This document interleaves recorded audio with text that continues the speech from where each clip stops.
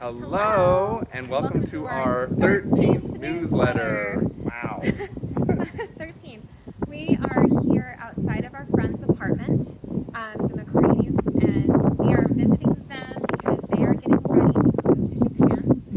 They are the ones who introduced us to our team in Japan and got us started on this whole thing.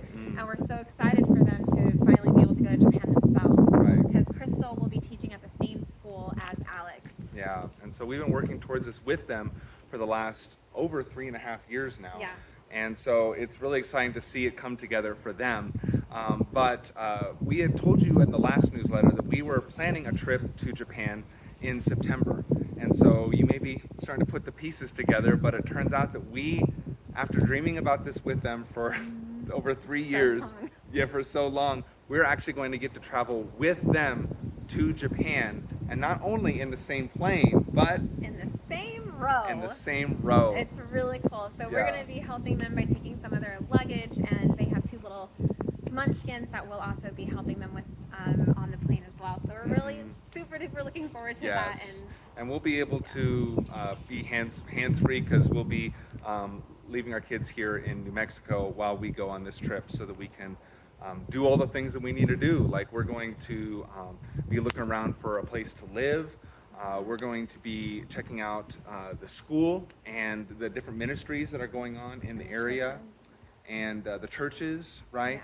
And we're also going to just really be discovering the area. Like, oh, this is where we'll be grocery shopping. Like, what kind of things do they sell here that, oh, they don't sell that. We might need to get that in America before we go. So it'll just be really good for us. And it's neat because there was a team called a cohort that we were a part of when we first joined MTW, where we met together online twice a month or so.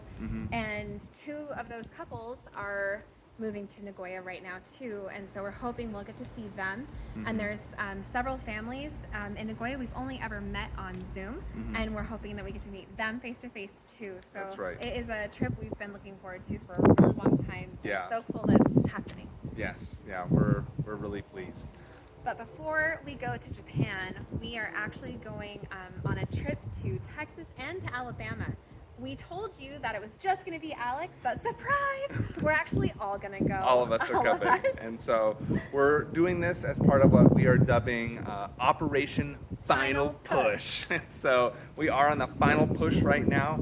We only need 23% more of our monthly needs to be covered in order to be approved to go to the field. And so this is our final push, is meeting with people both in Texas and Alabama, and also in New Mexico. And really, if you look at the math, that if it would only take 30 more people to join us at the average rate of people who joined us so far, and we would be good to go. So that's how much it takes. It takes a village to send a missionary, and so we're so thankful for all of you who have already partnered with us. But we want to tell you a little bit about this trip.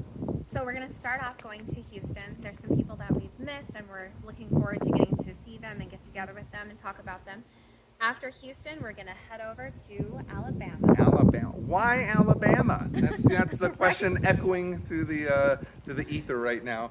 And so, yes, Alabama, because we actually have already several connections in Alabama. We have several people supporting us in Alabama, and a few churches as well. So hello there. We can't wait to see you and meet you face to face. And so that's a big reason for going to Alabama, is getting to see these people that are already on our team. But not only that, but we're also going to be branching out and meeting other people and churches that are interested in hearing about how we'll be serving in Japan.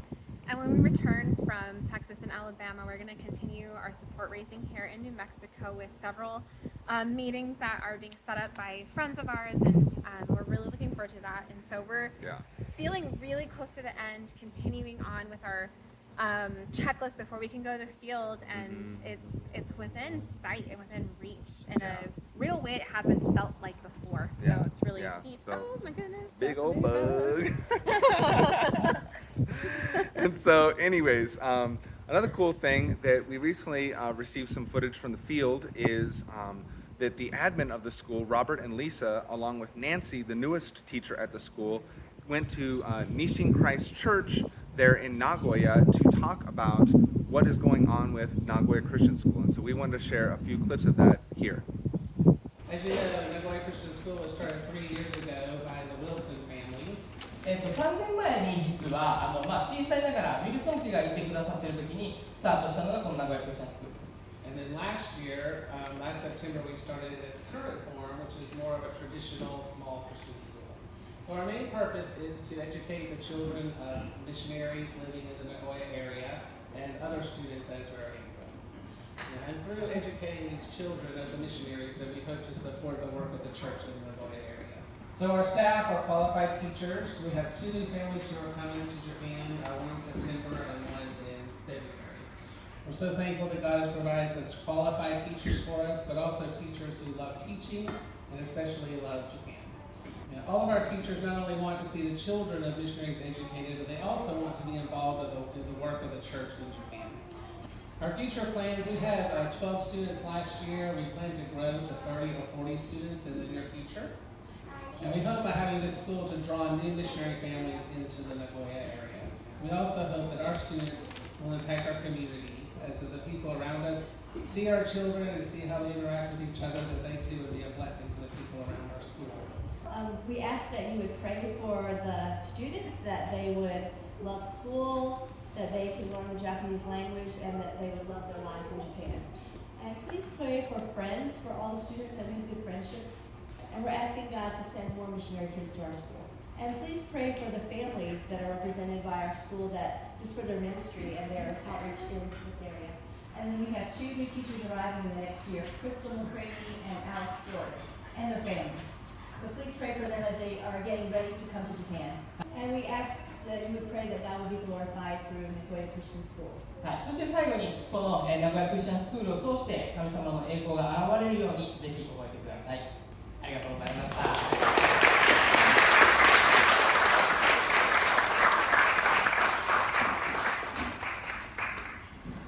So yeah, it's just really cool to see this information being shared there with the people that are on the field and the Japanese people also who are part of that church also. And it's also cool to just be mentioned along with Crystal that we are coming. And so it's great to have so many people praying for us and rooting us on.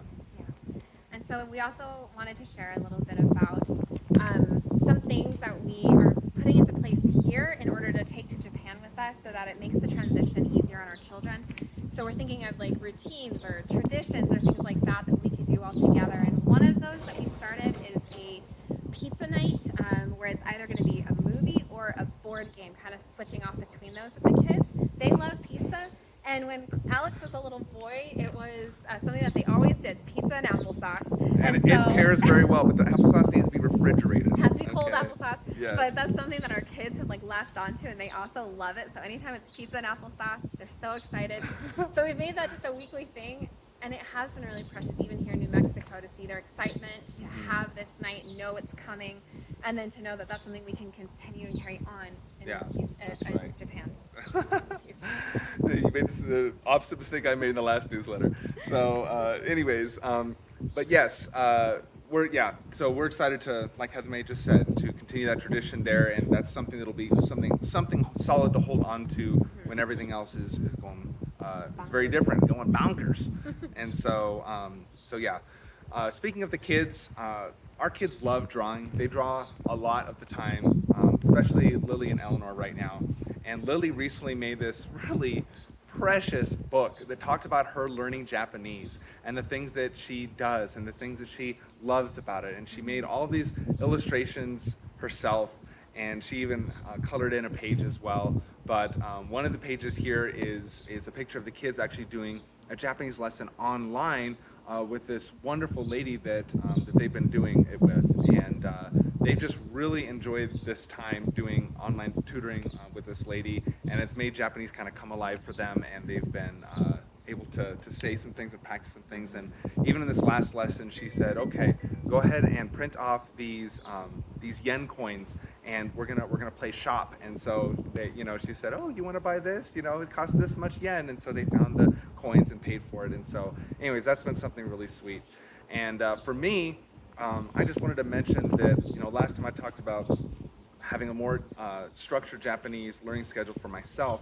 And that's something that has been really great for me. And I just want to show you this nerdy graph that I track all my time that I put into learning Japanese. And you can see here over these last few months have actually been very consistently just about 100 hours. And so it's really made a huge impact to be that consistent. But of course you can see that this month it's a little bit lagging behind. I'm going to blame Operation Final Push for that, Yeah. but that's okay. Everything in balance. But all that to say is that it's just really exciting to grow in that. And so that brings us to our prayer requests. Yeah. And while we are going to Texas and Alabama, we are taking all of our children with us. We'd like to ask prayers for that to be fruitful and to have it be a beautiful time meeting old friends and new friends and growing in relationship with people and also with our support raising and for our children to have a good time. We wanted to, we almost let just Alex go by himself, that it became evident that we are going to Japan as a family. We also want to do this trip as a family and let the kids know they're involved and not just have it be rush to the next thing, but truly us doing things together as a family and loving one another. And so for that trip, and while we are taking the kids to Texas and Alabama, we are not taking them to Japan. So they'll be staying here for a week with my parents and some friends of ours. And we would like to ask prayer for them as well while they're here with them, that it would be a precious and beautiful and relationship building time between them. And for Alex and I in our time in Japan as we meet people, for us to have softened hearts to what the Lord is doing, to have open eyes, and for our children's hearts to be softened while they're with family. And I'm just so excited for them to be here with my parents. I've had some conversations with my parents about what that time will look like, and it's really lovely. I'm really excited, and they're excited to share Jesus with my kids too every day. So, and then also for us to be able to get to 100% with this Operation Final Push.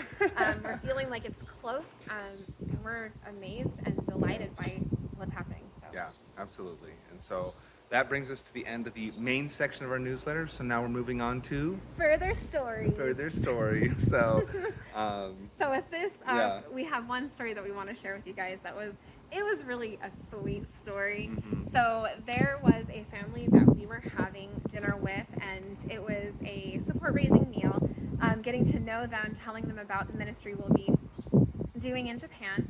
And they met our kids, and they told us that they had never heard the name Jacaranda before, and they thought it was so seriously, beautiful. who has? Okay. They thought it was so beautiful, and we told them, it's a flowering tree, and the flowers are purple. It originates in South America. You can find some of them in America and also in Africa and Australia. They're really beautiful, but they don't thrive where it gets cold. And it's also a call out to one of our favorite artists, it's also- Josh Garrels, who has an That's- album called Jacaranda. And that's actually Yeah. why we chose the name, was because of Josh Garrel's album Jacaranda Tree and his song Jacaranda Tree, that he wrote music to his wife's poem. And it's been a really precious song to us for a long time. So we shared that story with them, and it was like, yeah, cool. And we had a lovely dinner. And then they said they would go home and they'd pray about whether or not they're going to support us.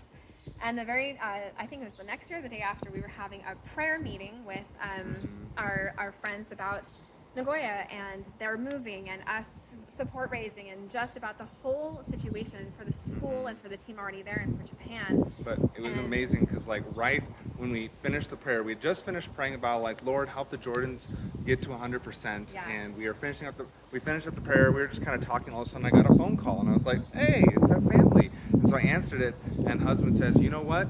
We were praying about what it looked like to support you guys and partner with you guys. And you know what? I was listening to an audiobook, and I swear, I've never heard the word Jacaranda ever before, but in this audiobook, it said, and he went over the hill and he saw a jacaranda tree, or maybe it was a grove of jacarandas, I can't remember. But he said, and you know what? I just took that as a sign that we just need to pull the trigger on this. So it was just wow, amazing how God answered that prayer Yeah. right after we prayed. Yeah.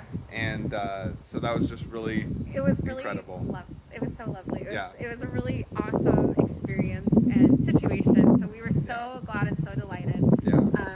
And so we just wanted to share that really cool story with you that touched our hearts. So Yeah, absolutely. Yeah. So that brings us to the very, very end, and true end. the true end. And so we'll see you in about 2 months. bye. Bye.